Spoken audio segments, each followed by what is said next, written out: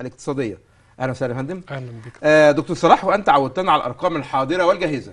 نحن وإن كنا نقول، وقلت في بداية الحلقة، نحن أمام أسبوع قد يقال عليه أسبوع بداية الاستقرار السياسي بإقرار الدستور والدخول على الانتخابات البرلمانية، ولكن هو أسبوع عدم الاستقرار الاقتصادي.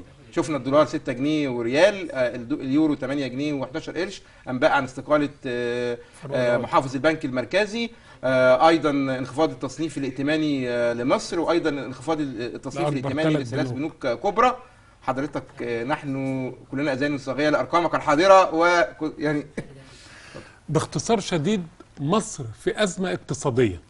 احنا من حوالي 3 اشهر كنا على بدايه نفق مظلم، حاليا نحن داخل النفق، عشان نتكلم بمنتهى الوضوح ومنتهى الصراحه اللي احنا متعودين عليها. ايه الازمه الاقتصاديه لقلب مصر علشان نبقى عارفين كده والساده المشاهدين بالراحه؟ والسؤال الثاني، الازمه دي ليها حلول ولا ملهاش؟ ولو ليها حلول قابله للتنفيذ في الوقت الحالي ولا غير قابله للتنفيذ وحلول وهميه كده واحنا قاعدين؟ تمام. نشوف ده ونشوف ده ونشوف ده. تمام. وهيساعدني في كده استاذي واخويا الاستاذ احمد. ربنا يخليك. تمام. انا هنقول الاول الازمه الاقتصاديه لمصر ايه؟ مصر زاد الدين المحلي ليها حاليا النهارده يوم 28/12/2012 بقى 1.350 مليار دولار، اي 1.3 تريليون جنيه مصري. تمام. ده الدين الداخلي اللي هو بالعمله المحليه، اللي هو بالعمله المحليه اللي هي مصر اقترضته من البنوك والمؤسسات اللي جوه مصر. بالظبط.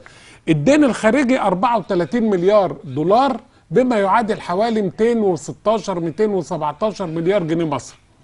يبقى احنا بنتكلم في مديونيه كلها في حوالي 1570 مليار جنيه مصري، اي 1.5 تريليون جنيه. الرقم ده لوحده كده كويس ولا وحش؟ ما نعرفش نقول كويس ولا وحش الا لما ننسبه الرقم تاني. ننسبه ايه الرقم التاني اللي يقول والله مصر عندها كذا؟ مصر الناتج القومي ليها، عدد سكان مصر 91 مليون، منهم 7 أو 8 بره، يعني احنا بنتكلم في 84 مليون داخل مصر. الناتج القومي لمصر زراعه وصناعه وتجاره وقناه السويس واطلع وانزل وقطورات وترميات تخبط في دماغتنا ليل ونهار، بنجيب 1400 مليار جنيه في السنه. ده انتاج مصر. الناتج القومي طبعا 1400 مليار، يعني 1 تريليون و400 مليار، يعني 1.4 تريليون. تمام. انا عليا مديونيه في حدود 1.5، يبقى انا معناها المديونيه غطت قيمه الناتج القومي بتاعي ب 102 103 و100. يبقى انا موقفي سليم ولا موقفي وحش؟ كده احنا ترد انت، اكمل انا بقى. الاحتياطي النقد بتاعنا يوم الثلاث 25 يناير 2011 كان 36 مليار دولار. تمام. النهارده بيتراوح، حضرتك ذكرت انه 15، لا هو 13.5 مليار دولار. 13.5. السؤال، الرقم ده لوحده كويس؟ واحد يقول لك طب كويس، ما انتوا معاكم 13 مليار، ما انا ما معيش الا 2 جنيه في جيبي. كلام محترم.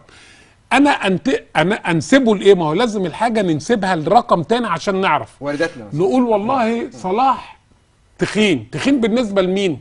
لواحد رفيع. صلاح قصير بالنسبه لمين؟ لواحد طويل. الرقم دوت 13 مليار ده، ال 36 مليار كانوا يجيبوا لي اغذيه اللي هي السلع الغذائيه، ويجيبوا لي حاجات صناعيه موجوده لمصر، احتياجات لمده 9 اشهر. يغطوا واردات مصر لمده 9 اشهر. لو الدنيا قفلت عليا 4 مليار في الشهر بالظبط كده. احنا عندنا ايرادات قناه السويس. ما انا بقول لحضرتك انا باخد دي حاجات، ده احتياطي يعمل لي ده.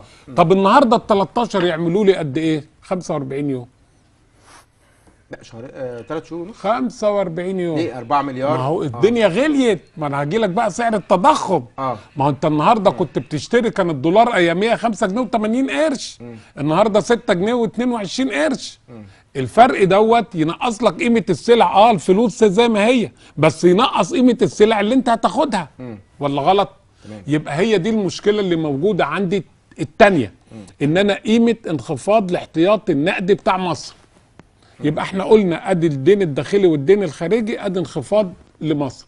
المشكله بتاعت مصر كلها في ايه؟ بتتلخص، انا شايفها مشكله اداره اموال واداره دوله. مصر اعتبارا من قيام الثوره من 25 يناير، نقول وزاره احمد شفيق اللي قعدت من يوم 30 يناير لحد يوم 2/3، وزاره عصام شرف الاولى من 3/3 ل 3/7، الوزاره الثانيه من 4/7 ل 22/11، وزاره الجنزوري من 22/11 لحد 2/8 مع حلف اليمين الدكتور هشام قنديل من 2/8 للنهارده. الاربع رؤساء وزراء دولت بصراحة ربنا أداء متخلف ومتردي لا علاقة له لا بالاقتصاد ولا بأي حاجة تانية. الفترة اللي مصر أنا بحللها إن مصر رجعت 60 سنة فيها، 60 سنة خلال الفترة دي اللي هي من 3/3 لحد 22/11 اللي هي فترة الدكتور عصام شرف. مصر تراجعت فيها وضيعت فرص وتراجعت الأداء المشهد الاقتصادي ليها 60 سنة رجعنا، خلفنا 60 سنة. احنا عندنا مشكلة، الموازنة العامة للدولة اللي مصر ماشية عليها حاليا، الموازنة دي بتبدأ ان انا بجيب من 1/7/2012 ل 30/6/2013، اقول والله انا ايراداتي المتوقعة قد كده، فقلنا ايراداتنا المتوقعة 394 مليار، انفاقاتنا المتوقعة 534 مليار، يبقى في عجز عندي 140 مليار. الناس اللي هي بقى ليسوا على مستوى الاداء وناس متخلفه ومتجمده وجايه من بره، يعني جاي خارج التاريخ، يقول لك زي الحلول اللي احنا شفناها قبل كده، ال 140 مليار يقوموا قاعدين كده هنقترضهم من جوه ولا من بره يا اساتذه؟ يقول له من جوه، يقول له البنوك جوه معهاش مثلا 80، يقول له خلاص هات 80 والباقي هاته من بره. ده كلام خارج التاريخ وخارج السياق. السؤال، هل ال 140 انا اقدر ارشدهم؟